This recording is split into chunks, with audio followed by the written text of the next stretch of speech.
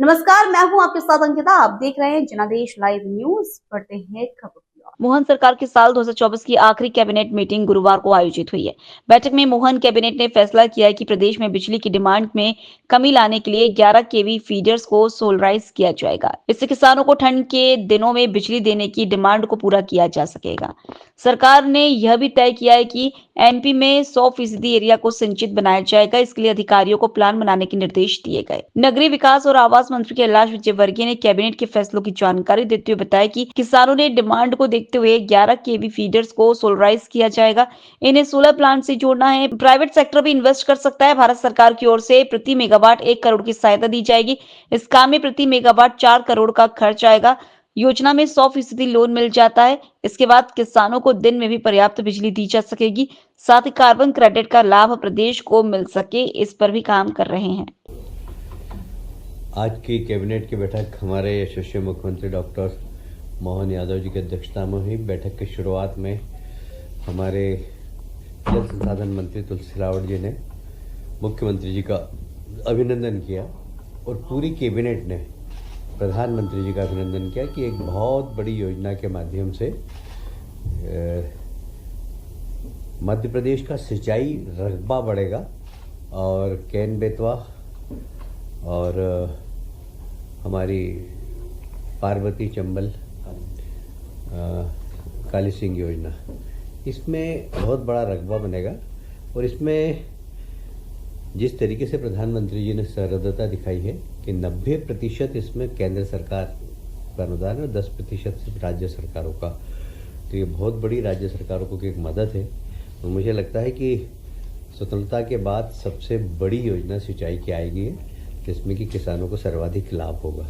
उसके साथ ही आज हमने ये भी कहा कि मध्य प्रदेश 100% सिंचित कैसे हो, उसके लिए हम प्लान बनाएं। तो आने वाले 5 साल, 10 साल, 15 साल में किस प्रकार हम पूरे मध्य प्रदेश को सिंचित कर सके, इसके लिए प्लान बनाने के अधिकारियों को निर्देश दिए हैं।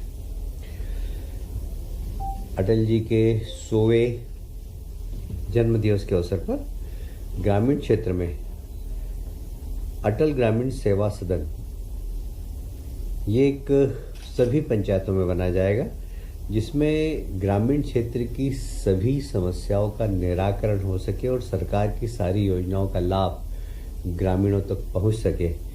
वो इसको हम फोकस करते हुए बनाएंगे और ये अटल जी के नाम से होगा। अटल जी के 100वें जन्मदिन पर इसको विशेष रूप से हमने किया है। आज हमने कैबिनेट में प्रधानमंत्री जी को इस बात के लिए भी धन्यवाद दिया है कि वीर बाल दिवस मनाने का जो उन्होंने घोषणा की है और 26 तारीख को वीर बाल दिवस मनाया है, ये वास्तव में हमारे 10वें गुरु के बच्चों ने सनातन धर्म की को बचाने के लिए अपने आप को जो आहूत किया था, अपने प्राणों की आहुति दी थी, अपने आप में एक बहुत ज़बरदस्त उदाहरण है कि बच्चे देश के लिए अपने प्राणों की आहुति दे, सनातन धर्म के लिए अपने प्राणों की आहुति दे।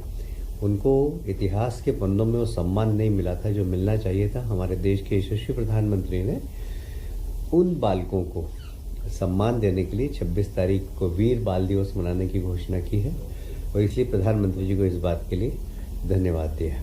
साथ ही आज उधम सिंह का भी जन्म दिवस है। उधम सिंह वो नौजवान था जिसने जलियांवाला बाग के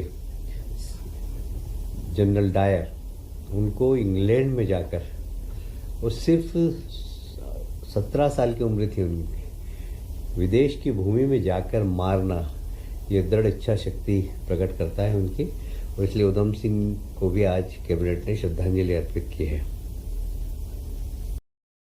अभी 11:30 बजे मंथन का कार्यक्रम है और उस मंथन में हम पूरे ही जितने विभाग है उनके वर्तमान की योजना और भविष्य की योजना, इसके ऊपर विचार मंथन करेंगे।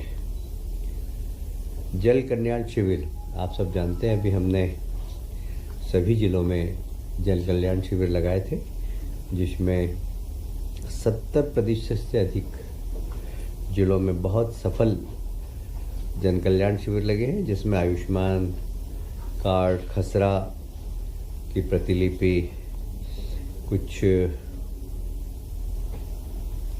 निर्माण के कार्य, कुछ हमारे किसानों की छोटे छोटे पंजीयन के काम, ये सारे कामों का निराकरण इन शिविरों के माध्यम से किया गया। और जैसा कि आज मुख्यमंत्री जी ने अवगत भी कराया कैबिनेट में कि सबसे ज़्यादा फॉर्म उज्जैन में प्राप्त हुए 94,000 इन सब समस्याओं के लिए। बाकी ग्वालियर, सिवनी में 44,000, बालाघाट सभी जिलों में हुए हैं।